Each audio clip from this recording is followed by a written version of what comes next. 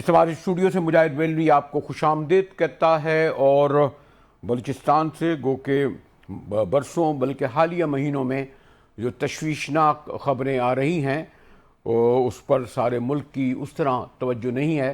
और जब मैं पार्लियामेंट और सेनेट गया तो वहाँ भी मैंने अरकान असम्बली से अनवर काकड़ साहब साबिक प्राइम मिनिस्टर भी थे, PTI के भी थे, जब तवज्जो दिलाई कि कौमी और सूबाई और सेनेट में एजेंडे पर ये क्यों नहीं है, जबकि अभी जो ताज़ा तरीन रिपोर्ट आई है उसके मुताबिक इस साल रवा में यानी 2025 में दहशत गर्दी के जो वाक़यात हुए हैं उनमें 501 हमलों में 257 अफराद हलाक हुए हैं। मैं तो शहीद कहूँगा क्योंकि बेशतर बेगुनाह लोग थे। और उससे भी ज़्यादा अलमनाक और अफसोसनाक ख़बर यह है, कल ही एक देखा आपने कि एक बस जो जा रही थी कराची से कोयटा, जो एक मेन शाहराह है, वहाँ हमला हुआ, कोई म्यूजिशियन आम लोग थे वो मारे गए। उसे 2 दिन पहले जो है वो बसों से उतार कर, मुझे तो अच्छा नहीं लगता कि महाजर पंजाबी पठान इस्तेमाल करूं, मासूम आम बेगुनाह इंसानों को शनाख्ती कार्ड देकर उन्हें जिस तरह मारा गया। और उस वक्त सिक्योरिटी फोर्सेस बहुत देर बाद आई जब ये वाक़या हो चुका। और फिर सबसे बड़ा वाक़या आपको इल्म है 25 अप्रैल को जो जाफ़र एक्सप्रेस का हुआ, और तकरीबन जाफ़र एक्सप्रेस 24 घंटे तक BLA के जो शिद्दत पसंद थे उनकी यरगमाली रही। कोई 400 के करीब लोग कह रहे थे कि इसमें थे, और लोगों को अलग ले जाके जिस तरह हलाक किया गया, अगवा किया गया। उसके बाद फिर जबकि बाउद जाफ़र एक्सप्रेस का वाक़या हो चुका था, ट्रेनों पे हमले भी जारी हैं। और अब तो कई जगह ऐसा हुआ कि इसमें बाकायदा जो शहरों पर हमने देखा कि जहरी शहर पर किया गया या मस्तूम शहर में किया गया या कल्लात के दीगर इलाकों में किया, बाकायदा मुसल्लह अफराद मोटरसाइकिलों में बैठकर आते हैं और उस शहर को यरगमाली बनाते हैं, बैंक को नज़र आतिश कर देते हैं। इससे पहले भी हमने इसकी तवज्जो दिलाई कि इसमें एक बहुत बड़ा अहम किरदार लेवीस का है। बलूचिस्तान को A और B में तकसीम किया गया था, यानी वो इलाके जहाँ ट्राइबल्स की अमलदारी होती है, और जो सेमी गवर्नमेंट जिसे कहते हैं, लेवीस कहते हैं, वो दरअसल उन्हीं के अहलकार होते हैं। पुलिस को अमल दखल नहीं होता। अब जो बड़े बड़े फैसले किए गए हैं उनमें ये कहा तो गया है कि A और B की तकसीम ख़त्म कर दी जाएगी और सिर्फ जो है A ही पूरा इलाका रहेगा, यानी जहाँ पर कमिश्नर राज होगा, जहाँ पुलिस होगी, जहाँ रियासती इदारे होंगे। लेकिन जितना बड़ा नुकसान हो चुका है वो आपके सामने है। मैं तारीख़ में नहीं जाऊँगा कि 70 की तारीख़ में, जो 70 की दहाई में जिस तरह भुट्टो साहब के दौर में जो लड़ाई हुई थी, एक बड़ी जंग थी वो कौम परस्तों के ख़िलाफ़, जिसमें 80,000 फ़ौजियों ने हिस्सा लिया था जनाब, 55,000 गोरे लमरे थे।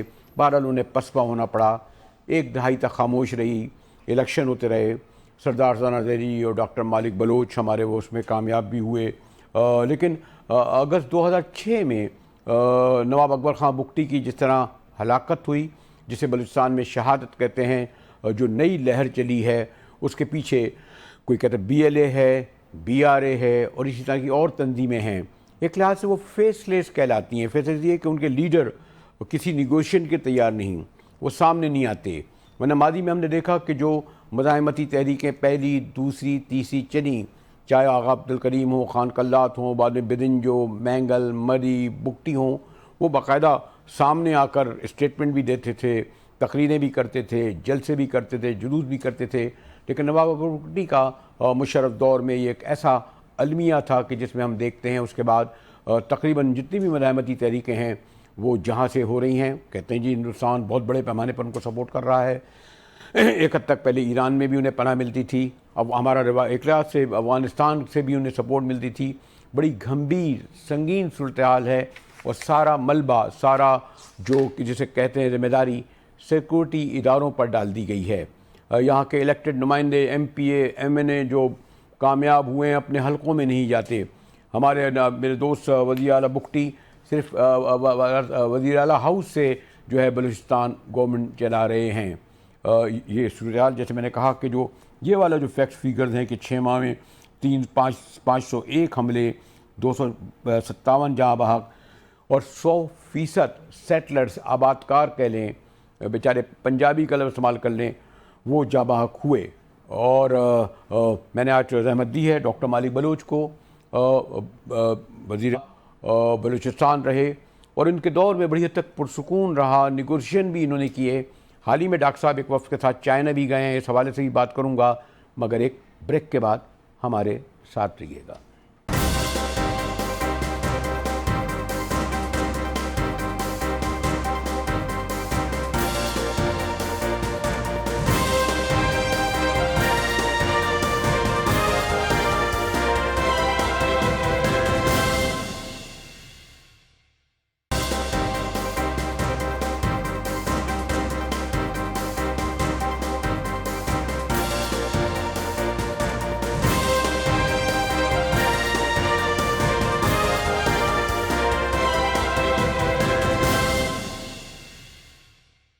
جی ٹی وی میں ایک بار پھر مجاہد ولی آپ کو خوش آمدید کرتا ہے۔ میرے مہمان محترم ڈاکٹر مالک بلوچ ہیں، وزیر اعلیٰ بلوچستان رہے، لیکن ڈاکٹر صاحب اپنی طالب علمی کے زمانے سے بلوچ آرگنائزیشن اور پھر دیگر جو کبھی تنظیمیں رہیں، الائنسز بنتے رہے، لیکن ڈاکٹر صاحب نے بہرحال سروائیو نہ صرف یہ کیا بلکہ وزارت اعلیٰ کی آپ کو علم ہے بلوچستان میں ایک ایسی جسے کہتے ہیں کرسی ہوتی ہے، شاید ہمارے بکٹی صاحب اس کو انجوائے کرتے ہوں، لیکن میں جب کوئٹہ جاتا تھا تو ڈاکٹر صاحب فکر مندی نظر آتے تھے، اور میں اگر کہنے میں کوئی جھجک نہیں کہ ڈاکٹر مالک جتنے عرصے 2.5-3 سال رہے، انہوں نے نیگوشین بھی گئے، بلکہ ایک بار مجھے یاد ہے کہ یہ لندن گئے خاص طور پر ریکوڈیک کے لیے، ہمارے اس وقت کے ہائی کمشنر سے بات کرنے کے لیے، ایک بہت بڑا مسئلہ تھا، اور انہوں نے ایک حد تک نیگوشیشن بھی ان لوگوں سے رکھے جو جنہیں کہتے ہیں جی ناراض کہہ لیں، اب تو ان کے جو تنظیمیں فیصلے بھی ہیں، اور اس الیکشن میں جس طرح ڈاکٹر صاحب کامیاب ہوئے ہیں یہ ایک الگ کہانی ہے جس پر نہیں جاؤں گا۔ ایک تو شکریہ ڈاکٹر صاحب آپ نے ہمارے لیے وقت نکالا، اور ابھی جو ایک ڈاکٹر صاحب جو رپورٹ آئی ہے بڑی تشویشناک ہے، اور اس میں وہ یہ خود تسلیم کر رہے ہیں کہ 205 یعنی 6 ماہ میں 501 حملے ہوئے ہیں، 250 کے قریب جاں بحق ہوئے ہیں جن میں سیکورٹی فورسز کے بھی ہیں، اس سے زیادہ جسے وہ سیٹلر کہتے ہیں، ہم پہلے آباد کار کہتے تھے، ان پر حملوں میں 100% اضافہ ہوا ہے۔ تو ٹھیک ہے جو وہ تو سب کر رہے ہیں، پہلے پہاڑوں سے کر رہے تھے، اب تو شہروں میں آ کے کر رہے ہیں، حکومت کی رٹ کہاں ہے؟ کہتے ہیں کہ ایک کمشنر صاحب جو تھے وہ تو اسلحے دے کے چلے گئے، بیشتر علاقوں میں لوگ لیویز جو ہے ان کے ساتھ چلی جاتی ہے، تو ہمارے دوست اکبر خان بکٹی جو ماشاءاللہ ان کی جو کابینہ ان کے لوگ، کوئی گورنمنٹ کی رٹ ہے ڈاکٹر صاحب کوئٹہ کی حد تک بھی؟ میں سمجھتا ہوں کہ مجاہد صاحب پچھلے 2 دہائیوں سے بلوچستان کی جو سیاسی صورتحال ہے اور اس کی انتظامی صورتحال ہے وہ انتہائی روز بروز بدتر ہوتا جا رہا ہے۔ اب تو حال یہ ہے کہ ہماری تمام شاہراہیں محفوظ نہیں ہیں، اور روزانہ 2-3 قسم کے جو ہے نا جھڑپیں نہیں ہوتی ہیں، کبھی فورسز کے ساتھ، کبھی فورسز کا ان کے ساتھ، کبھی بے گناہ جو ہے نا راہگیر ہیں جو بسوں میں جا رہے ہیں ان کو نکال کے مار دیتے ہیں۔ تو میں سمجھتا ہوں کہ یہ روز بروز بلوچستان کی صورتحال بدتر ہو رہی ہے۔ اب اس کے لیے کوئی سنجیدہ کوشش نہیں ہے، ماسوا اس کے کہ جی ہم اس کو کرش کر لیں گے اور ہم جو ہمارے اقدامات ہیں ان کو ہم مزید تیز کر لیں ہیں۔ تو ہماری رائے شروع سے یہی رہی ہے کہ بلوچستان کی انسرجنسی کو وہ پہلے لو انٹینسٹی قرار دے چکے کہ یہ کوئی پرابلم نہیں ہے، اب تو لو انٹینسٹی سے بڑھ گیا ہے۔ تو میں سمجھتا ہوں کہ ضرورت اس امر کی ہے، گو کہ اس وقت ملیٹنٹ بھی بات چیت کرنے کے لیے تیار نہیں ہے اور سیکورٹی ادارے اور گورنمنٹ بھی بات چیت کرنے کے لیے تیار نہیں ہے، لیکن سنجیدہ ایفرٹس ہونی چاہیے۔ لیکن ڈاکٹر صاحب یہ بھی تو ایک ہے نا کہ آپ خیر میں تو ایک طالب علم ہوں بلوچستان کی تاریخ کا، آپ تو ماشاءاللہ پورے دیکھتے رہے ہیں کہ جو پہلی بغاوت ہوئی تھی بہرحال اس کا ایک فیس تھا، خان آف قلات تھے، آغا کریم تھے، الگ بات ہے کہ ان کو کس طرح اتارا گیا، پہاڑوں سے قرآن کا واسطہ دے کر، پھر نواب نوروز خان آئے، پھر 90 کی تحریک میں بہرحال بدن جو مینگل مری تھے، پھر بعد میں بگٹی تھے، ان کے فیس تھے، پارٹیاں تھیں. اب جو 3 دہائی پھر آپ لوگ آئے، آپ لوگ باقاعدہ جب 2000 کے الیکشن لڑے تھے، آپ نے نیگوشیشن کیے، بات چیت کی، حصہ ڈالا. ابھی یہ کہا جاتا ہے کہ جو بی ایل اے ہے، بی آر اے ہے، جو بھی تنظیمیں ہیں، یہ فیصلے سے ہیں، ہم ان سے نیگوشیشن کیا کریں، یہ تو حملے کرتے ہیں. مثلا آپ نے کوشش کری، لندن میں پہلے کہتے تھے جی ہربیار بیٹھا ہے، ابرام داغ بیٹھا ہے، لیکن یہ والی لیڈرشپ جو ہے جسے آپ کہتے ہیں نیگوشیشن کریں، تو کس سے کریں؟ وہ تو بات ہی نہیں کرتے، وہ تو ایک ہی کہتے ہیں کہ بندوق ہاتھ میں ان کے، اور وہ بے گناہوں پہ بھی چلا رہے ہیں. ڈاکٹر صاحب مجاہد بھائی، میں آپ سے اتفاق کرتا ہوں کہ وہ بالکل بات چیت کے موڈ میں نہیں ہے. جب میں نے بات چیت شروع کی اس وقت وہ بہت سے لوگ بات چیت کے موڈ میں تھے، لیکن ریاست کو کچھ ایسی اسٹریٹجی بنانی چاہیے جس سے مزید لوگ نہیں چلے جائیں نا، لوگ فیڈریشن سے جڑ جائیں. یہ نہ ہو کہ روز بروز بیزاری ہو. ہماری تو رائے یہ ہے کہ آپ ملٹی ڈائمنشنز اسٹریٹجی کے ساتھ بلوچستان کو سیاسی حوالوں سے اور معاشی حوالوں سے انگیج کر لیں. یہاں آپ ڈیولپمنٹ کے بڑے بڑے پروجیکٹ شروع کر لیں. یہاں کے الیکشن کو عوام کے مزاج اور ان کی منشا کے مطابق کریں. یہاں کے پارلیمنٹ کو آپ بالادست بنا دیں تاکہ چیزیں آہستہ آہستہ بہتر ہو. بلوچستان کے جو وسائل ہیں وہ بلوچستان کے عوام کے ہاتھوں میں دے دیں، بلوچستان کے نوجوانوں کو جابز دے دیں، بارڈر جو ہماری ایک ریسورسز ہے اس کو کھول دیں، agriculture, life stock, fisheries, mines کو ڈیولپ کر لیں تاکہ لوگ انگیج ہو جائیں معاشی طور پر. جب تک لوگوں کو آپ انگیج نہیں کریں گے پولیٹیکلی اور اکنومیکلی، تو لوگ تو یقیناً انسان کو 2 ٹائم کی روٹی تو چاہیے نا. نہیں، لیکن ڈاکٹر صاحب بس احترام ڈاکٹر صاحب، آپ غالباً 2010 سے پہلے یقیناً میرے پاس بھی جن کی حکومت رہی وہ تو خیر پائیدار گورنمنٹ نہیں رہی، 48 سے لے کر 70 سے لے کر آپ کے 2009 تک، اور اس وقت فیگر بھی میرے پاس ہیں کہ غالباً 1% بھی بلوچ جو ہے نوکرشاہی میں نہیں ہوتا تھا. ہم لوگ جو تھے وہ 17% تھے، پنجابی جو تھے وہ کوئی 50% تھے. لیکن ڈاکٹر صاحب آپ کے بڑے اچھے تعلقات تھے اس وقت کے پرائم منسٹر نواز شریف صاحب سے. تو 2011 آپ کو 2.5 سال ملے.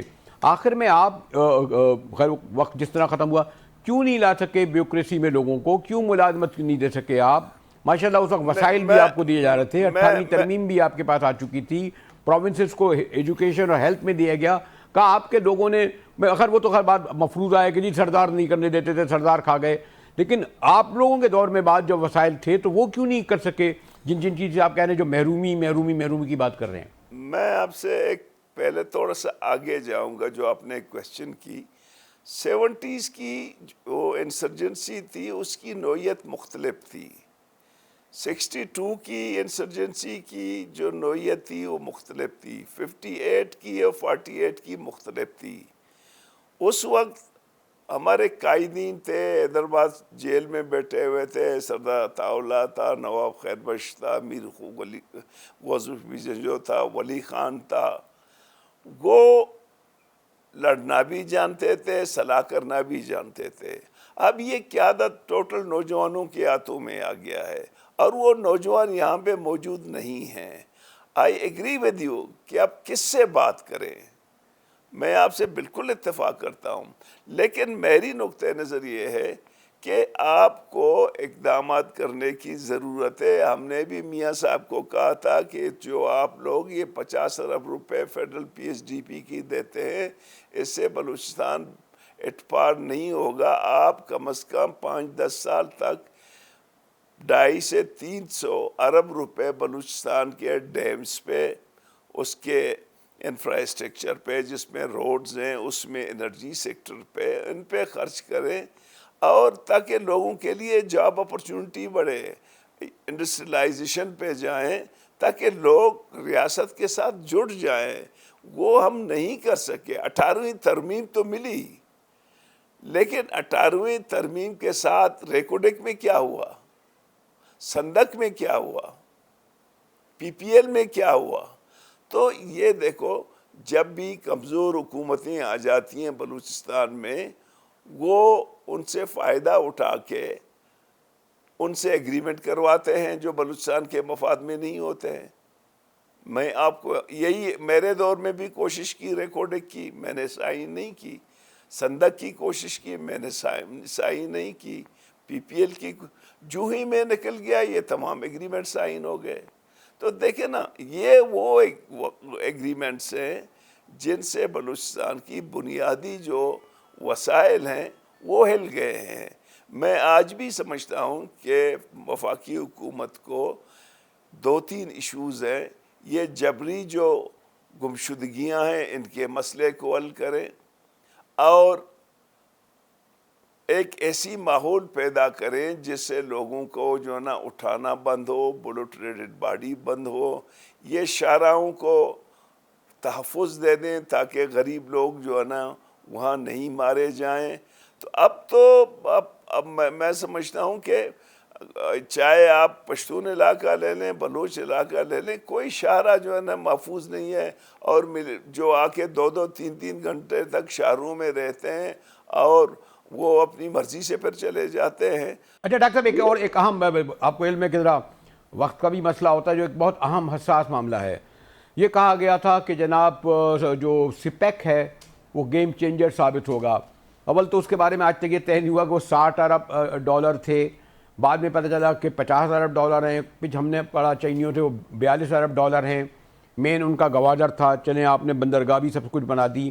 اس سے بڑا امید تھا کہ یہ گیم چینجر ثابت ہوگا. ایک دوسرا سوال بھی میں بعد میں کروں گا کیونکہ آپ حال ہی میں چائنا بھی گئے ہیں کہ وہ کیا کہتے ہیں. تو یہ جو گیم چینجر تھا, یہ $60 ارب یا $50 ارب یا $40 ارب تو بہت ہوتا ہے نا ڈاکٹر صاحب, آپ تو $250 مانگتے, گیا کہاں یہ؟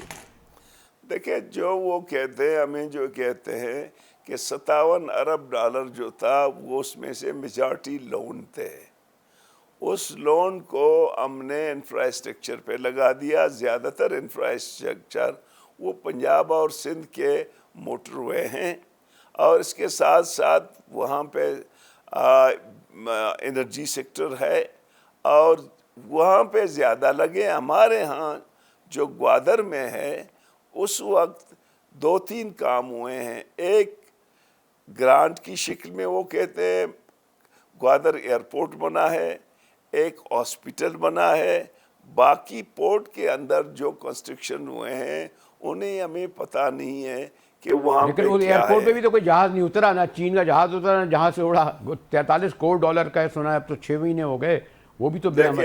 جی دیکھیں وہاں پہ ہفتے میں صرف 2 ATR آتے ہیں. اچھا, تو میں سمجھتا ہوں کہ یہ ایک ایسٹ بے وہ ایک سڑک نکالا ہے پورٹ سے جو ہے نا M8 تک. تو ایسی کوئی کام نہیں ہوئی کہ عوام پہ اس کی امپیکٹ پڑے. جیسے ابھی آپ نے کہا کہ آپ گئے, اب میں تو گورنر کے ساتھ گیا ہوں, پہلے میں پی ایم صاحب کے ساتھ گیا تھا اس زمانے میں, نواز شریف.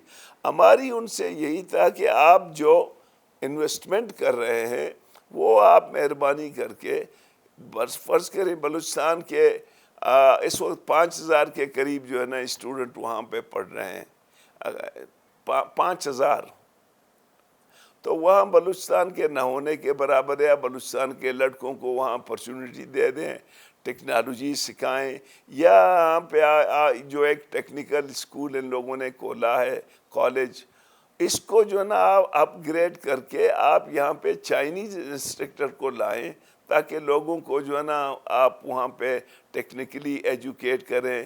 یہاں فشریز ہے جو بیسک ایک اس کی جو ہے نا سورس ہے, اس کو ڈیولپ کر لیں.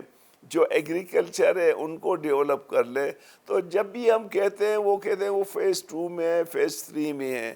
اب تک جو کچھ ہوا ہے, جو میں نے آپ کو بتایا کہ ایک ہاسپٹل ہے, نو ڈاؤٹ بہت اچھا ہاسپٹل ہے, اور ایئرپورٹ ہے, ایسٹ بے ہے, اور اس کے اندر ایئرپورٹ کے اندر بلڈنگ. لیکن ڈاکٹر صاحب یہ بھی تو ہے نا, اب یہ اوپن سیکرٹ نہیں ہے. آپ کو علم ہے کہ یہاں بڑا اسلام آباد میں پبلکلی بات ہوئی تھی جب ہمارے ایک فورن منسٹر کی زبان پھسل گئی تھی, اسی وقت چین نے دفعہ دیا.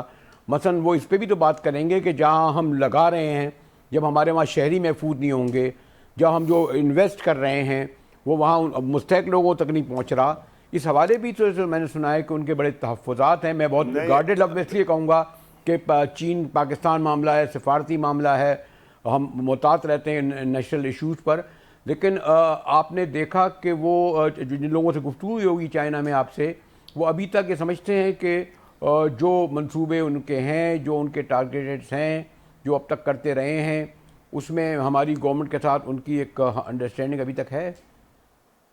نہیں, میں تو سمجھتا ہوں کہ دیکھو نا, اس میں کوئی شک نہیں ہے کہ خیبر پختونخوا ہو یا بلوچستان ہو, یہاں لینڈ آرڈر کی سچویشن ٹھیک نہیں ہے. لیکن ریاستوں کو تو اپنی ڈیولپمنٹ کام نہیں چھوڑنا چاہیے نا. ہم نے اب دیکھا ہے ہمارے ہاں مطلب حالات ٹھیک نہیں تھے, اس کے باوجود جو ہے نا گوادر تربت کوئٹہ والی روڈ ایف ڈبلیو نے بنا لی ہیں. تو یہ کام تو مطلب ان مشکل حالاتوں میں بھی ہو سکتے ہیں کہ اگر آپ کریں گے. تو میں سمجھتا ہوں کہ فیڈرل گورنمنٹ کو, چونکہ جو چائنیز گورنمنٹ ہے وہ تو فیڈرل گورنمنٹ کے انسٹرکشن پہ چلتا ہے. فیڈرل گورنمنٹ کو بلوچستان میں انفراسٹرکچر پہ زور دینا چاہیے, اور جو یہاں کا جو بیسک جو ہے نا اکانومی ہے, جو زراعت ہے, لائف اسٹاک ہے, ایگریکلچر ہے, مائنز منرلز ہے, ان کو آپ ڈیولپ کریں تاکہ یہاں کے لوگوں کو جو ہے نا 2 ٹائم کی روٹی ملے, اور وہ پاکستان کے ساتھ اور ریاست کے ساتھ فیڈریشن کے ساتھ جڑ جائیں. ریدر ان کو کچھ نہیں ملے گا.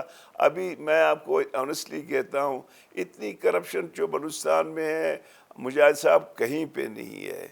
اتنا میں آپ سے عرض کروں نا کہ آپ کے پاس سالانہ 40-50 ہزار لڑکے نکلتے ہیں ایک اندازہ کے مطابق, لیکن آپ کا جاب جو اس دفعہ بجٹ میں کریٹ ہوئے ہیں وہ 1500 ہیں. اب باقی کہاں پہ جائیں؟ یا پرائیویٹ سیکٹر پہ جاب دے دو اگر گورنمنٹ نہیں دے سکتا ہے, یا اپرچونٹی پیدا کرو. خاص طور پر انڈسٹریلائزیشن, انڈسٹریز کے 7 زون بنائے ہیں سی پیک پہ, ایک بھی ڈیولپ نہیں ہے, ناٹ اے سنگل ون.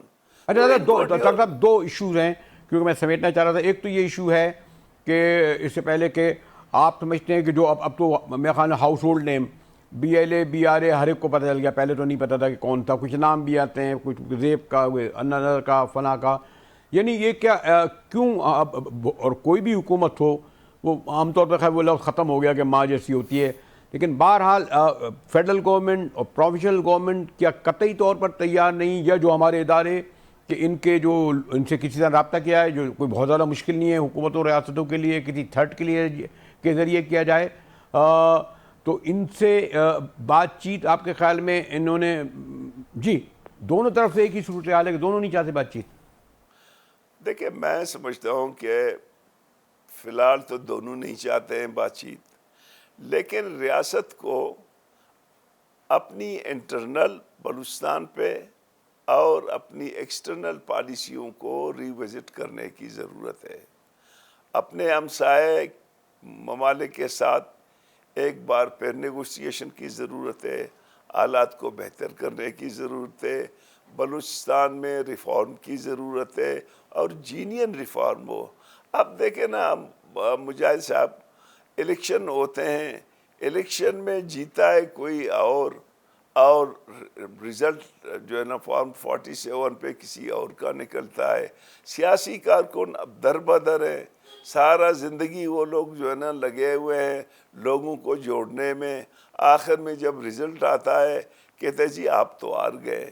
وہ عوام کی دیکھیں سب سے زیادہ تو پرابلم یہ کہ آپ عوام کی رائے کی احترام کریں.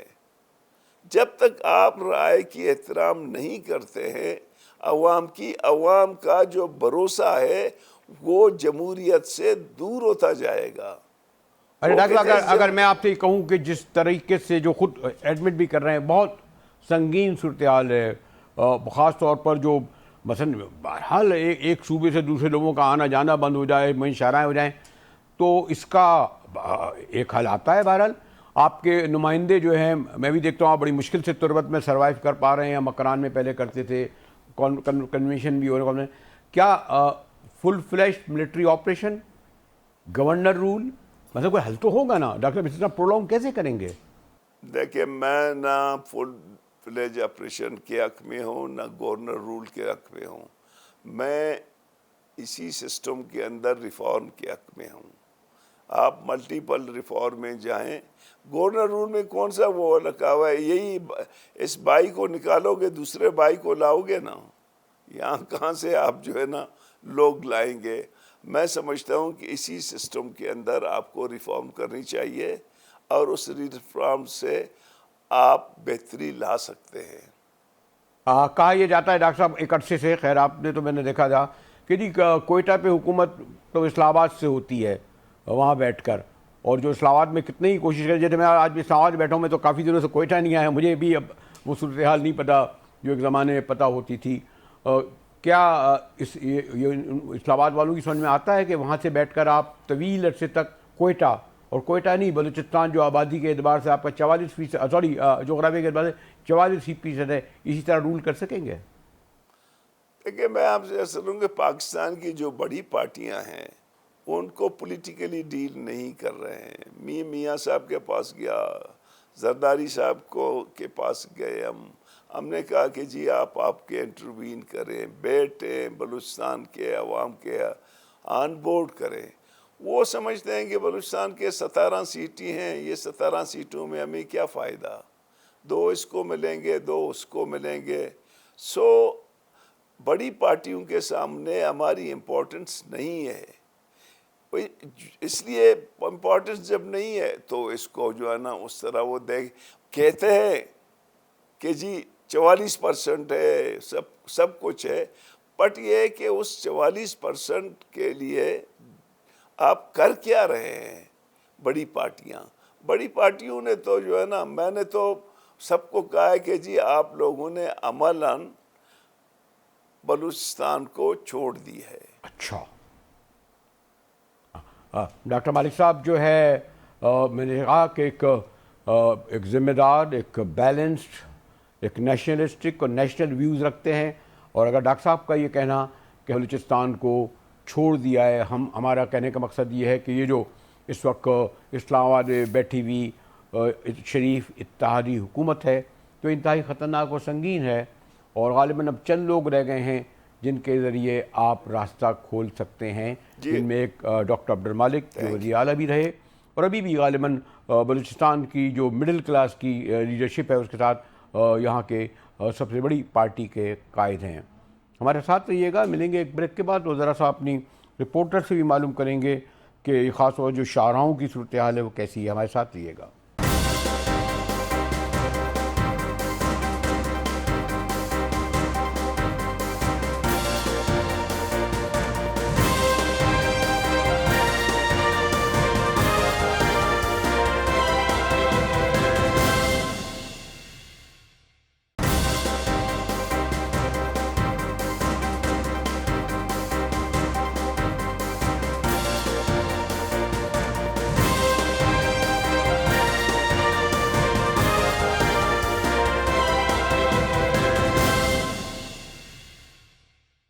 اس ہمارے اسٹوڈیو سے ایک بار پھر مجاہد ولی آپ کو خوش آمدید کہتا ہے، اور بریک سے پہلے میری گفتگو ڈاکٹر مالک بلوچ سابق وزیر اعلیٰ بلوچستان سے ہو رہی تھی۔ اب ہماری نمائندہ بشریٰ قمر بیورو چیف ہے۔ بڑی میں نے دیکھا ہے کہ بلوچستان جیسے حساس اور جسے کہتے ہیں سنگین حد تک غیر محفوظ علاقے میں شاید واحد خاتون ہو جو اس کو رپورٹنگ کر رہی ہوں۔ بشریٰ، ابھی ڈاکٹر صاحب سے بات ہو رہی تھی، وہ خود کہہ رہے تھے کہ دونوں طرف سے کوئی ڈائیلاگ بھی نہیں ہو رہا ہے، اور بگٹی حکومت بے بسی کا بھی اظہار کر رہے تھے، پتہ نہیں کہاں ہیں۔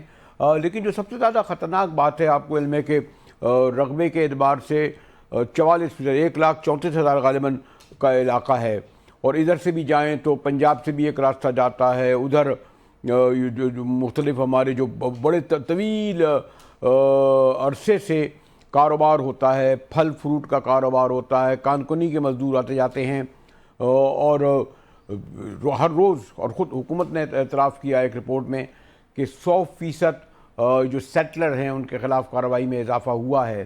تو کدھر کیا ہوا؟ لیویز نہیں ہوتی، سیکورٹی فورسز نہیں ہوتی، ہمارے کمشنر نہیں ہوتے، ماشاءاللہ لاکھوں کی تعداد میں ملازم ہیں، کروڑوں کی تنخواہیں لے رہے ہوں گے۔ بشریٰ؟ देखिए मुजाहिद साहब, इस हवाले से तो हमने तर्जुमान बलूचिस्तान हुकूमत से एक प्रेस कॉन्फ्रेंस में सवाल भी किया कि एक वाकया जब पेश आया था योग के दरमियान, जहां पर एक दिलखराश इस वाकये में 9 अफराद को बस उतार कर गोलियां मारकर कत्ल किया था, तो तर्जुमान बलूचिस्तान हुकूमत ने बड़ी बेबसी का इजहार करते हुए ये कहा कि नहीं, बाकी इलाकों में जो है हमारी तरफ से सिक्योरिटी के अच्छे इंतजाम थे, लेकिन ये एक ऐसा इलाका था कि जहां पर हम सिक्योरिटी के इंतजाम तो हमने किए थे, लेकिन मौसर इंतजाम ना होने की वजह से ये वाकया जो है वो रोनुमा हुआ। तो बड़ी हम बेबसी देख रहे हैं कि ये शाहराहें जो है जहां पर लेवीज भी है, और इसके अलावा जो है एफसी का भी गश्त होता रहता है, पुलिस के कुछ इलाके भी यहाँ पर टच है, डीसी एसी यहाँ पर मौजूद है, लेकिन उसके बावजूद इस तरह के वाकयात होना, और फिर तर्जुमान बलूचिस्तान हुकूमत का ये कहना कि वो सिर्फ आधे घंटे के लिए आते हैं और आधे घंटे में जो वो तबाही मचाते हुए जैसे ही फोर्सेस आती हैं तो भाग जाते हैं। थ्रेट्स मिलते हैं, थ्रेट्स मिलने के बावजूद ऐसे इलाके कि जहां पर एक नहीं दो नहीं कई मरतबा वाकयात हो चुके, तो वहां सिक्योरिटी क्यों सख्त नहीं करते? ये एक सवालिया निशान है। अवाम जो है, आम अवाम भी अब इन शाहराहों पर सफर करते हुए कहीं ना कहीं खौफजदा नजर आ रही है, क्योंकि अवाम के हाथ से जो एक हवाई सफर है इतना इंतहाई महंगा हो चुका है, वो तो निकल चुका है। ट्रेन की सर्विस जो है वो भी अब लोग अफोर्ड नहीं कर सकते।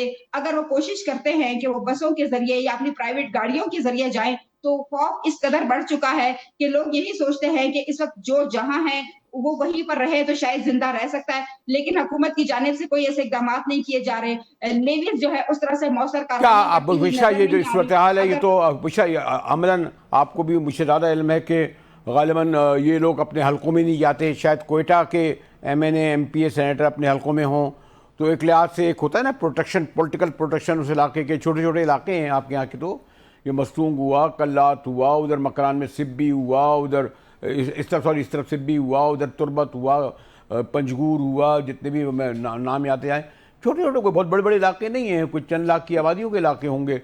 तो यहाँ अगर नुमाइंदा बैठा होगा, उसकी पुलिस होगी, तो इनका सिर्फ वजूद नहीं है, तो फिर क्या पूरा इन्होंने बोझ या मलबा सिक्योरिटी फोर्सेस की जिम्मेदारी डाल दी है।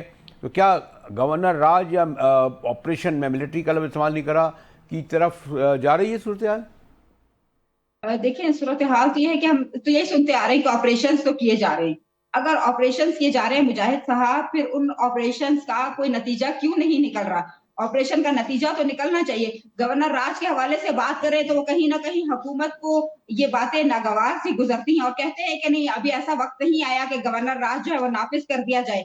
लेकिन अगर सब कुछ आपके कंट्रोल में है, फिर पे दर पे इस तरह के वाकयात का होना, और खुद महकमा दाखिला की जानिब से जब एक रिपोर्ट जो है वो जारी कर दी गई जिसमें 100% वाकयात में इजाफा, ये एक तशवीश का बायस है, बायस तशवीश है कि 100% इजाफा हो चुका है। सेटलर्स जो यहाँ पर आकर किसी कारोबार के सिलसिले में आते हैं, छोटे मोटे कारोबार कर रहे हैं, अब वो तो आते हुए खौफजदा हो रहे हैं, और जो अब यहाँ मौजूद हैं वो यहाँ से बाहर जाते हुए, भागते हुए, राह फरार इख्तियार करते हुए वो भी खौफजदा है, खौफ के आलम में मुब्तला है।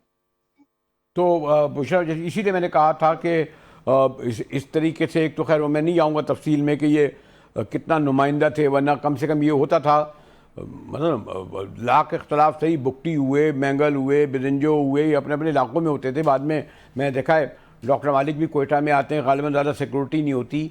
और भी बहुत सारे लोगों का नाम ले सकता हूँ कि पहले वो कम से कम अपने हलकों में तो बैठे होते थे, उनके असर लोग भी होते थे, लेकिन ये जो गालिबन 80 से ज़्यादा MPA हैं, आपके यहाँ 17-18 MNA होंगे, सेनेटर होंगे, मैं नहीं समझता कि अपने हलकों में बैठे हों। बुशरा बिल्कुल ऐसे ही है मुजाहिद साहब। वोट लेकर यहाँ से कामयाब होने के बाद अक्सर नुमाइंदे जो हमारे नुमाइंदे हैं वो तो यही कह देते हैं कि हम आपके वोट से कामयाब नहीं हुए, और अगर कामयाब हो भी गए हैं तो उसके बाद कोयटा में नजर नहीं आते। आप तो बलूचिस्तान के मुख्तलिफ इलाकों की बात कर रहे हैं कि अपने इलाकों में होंगे, ये चले जाते हैं इस्लामाबाद और लाहौर चले जाते हैं, कराची चले जाते हैं, ज्यादातर का पड़ाव जो है वो इस्लामाबाद में होता है। तो फिर कैसे मुमकिन है कि वो यहाँ पर मौजूद हों? अपने इलाकों में होते ही नहीं, अपने हालात के जो इलाकों के हालात हैं उन्हें कंट्रोल करने के हवाले से कोई इकदाम करते हुए नजर नहीं आ रहे। इनके इलाकों में अगर कोई छोटा सा भी एक आम शख्स जो है कुछ भी करता है तो उसे अपने कानूनी कटहरे में ले आते हैं, अपना जिरगा लगा लेते हैं, अपनी एक कचहरी लगाकर बैठ जाते हैं। लेकिन इतने बड़े दहशतगर्दी के वाकयात इनके इलाकों में होते हैं, इनकी खामोशी, ऐसे वाकयात के बावजूद इनकी खामोशी जो है वो भी एक सवालिया निशान है کہ کیوں خاموش بیٹھے ہوئے ہیں، کیوں نہیں اپنے علاقوں میں ہونے والے ایسے واقعات پر آواز اٹھاتے، کیوں اپنی وہ فورسز آگے نہیں لے کر آتے جو انہوں نے پرائیویٹ بنا رکھی ہیں، جو اپنے گن مینز ہیں، جو ان کی سیکیورٹی ہے، جو ان کی پرائیویٹ سیکیورٹی ہے، ان کو لا کر رکھے نا کہ ہمارا علاقہ بدنام ہو رہا ہے، یہاں سے لوگ نہیں گزر سکتے، یہاں سے لوگ نہیں جا سکتے۔